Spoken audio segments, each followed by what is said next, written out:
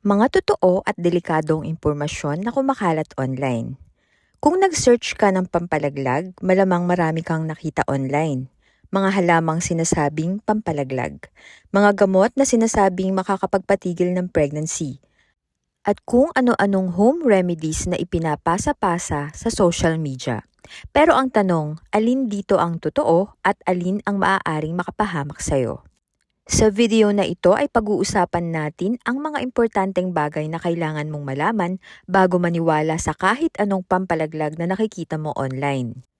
Hi everyone! Welcome back to the channel.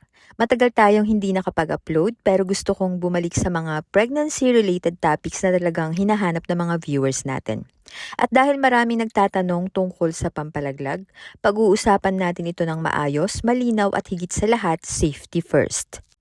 Hindi ito video para magturo ng dangerous home remedies. Ang goal natin ay tulungan kang malaman kung alin ang misinformation at kung kailan kailangan ng professional medical care. Bakit maraming naghahanap ng pampalaglag? Kapag may taong naghahanap ng pampalaglag, hindi natin alam ang buong story niya. Baka unexpected ang pregnancy, baka natatakot siya, baka wala siyang mapagsabihan, baka financially hindi siya prepared, o baka nakakita lang siya ng isang post online at gusto niyang malaman kung totoo ba ito.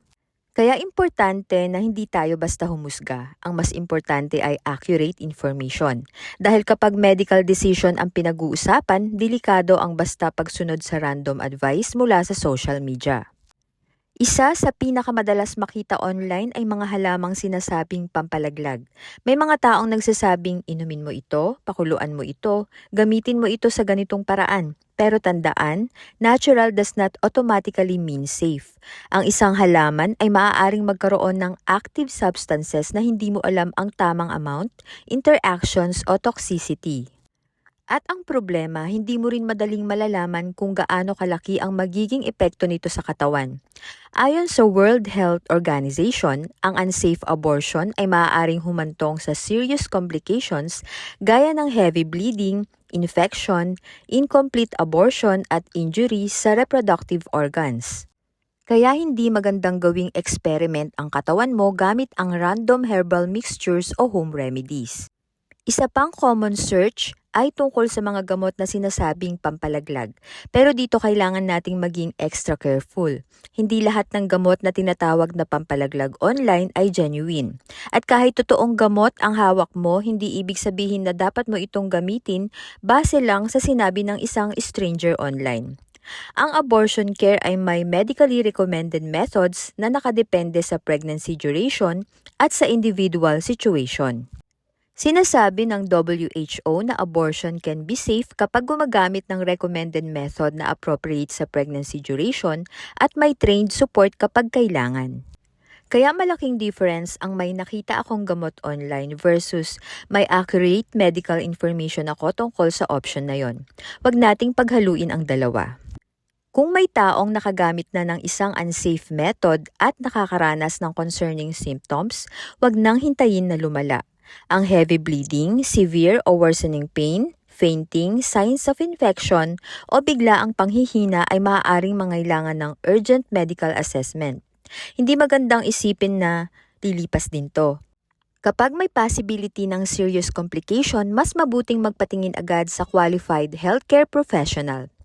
Ayon sa WHO, kabilang sa major complications ng unsafe abortion ang hemorrhage, infection at injury sa reproductive tract o internal organs. Kung ang dahilan kung bakit ka naghahanap ng pampalaglag ay dahil sa tingin mo ay pregnant ka, ang unang step ay huwag agad uminom o gumamit ng kung ano-ano. Una, confirm the pregnancy. Then, get reliable medical information about your situation and the options available to you. Huwag umasa sa TikTok comments, Facebook comments, random blogs o anonymous post para sa isang decision na maaring makaapekto ng malaki sa iyong health. At kung may specific medical concern ka, mas mabuting itanong ito sa qualified healthcare professional. Kung may isang bagay akong gusto mong tandaan mula sa video na ito, ay ito yon. Huwag basta magtiwala sa anumang pampalaglag na nakikita mo online. Hindi porket maraming comments ang nagsasabing gumana sa kanila ay safe na ito para sa'yo. Hindi porket herbal ay safe at hindi porket may nagsabing effective ay medically recommended na. Your body deserves accurate information and proper care. At kung nakatulong sa iyo ang video na ito, please give it a like and subscribe to the channel. At kung may kakilala kang nagsisearch tungkol sa pampalaglag at maaaring maniwala sa dangerous home remedies, share this video with them. Mas mabuting makakita sila ng accurate information kaysa sa isang random post na maaaring makapahamak sa kanila. Comment below kung anong pregnancy topic ang gusto nyong pag-usapan natin sa next video. Thank you for watching and I'll see you in the next one.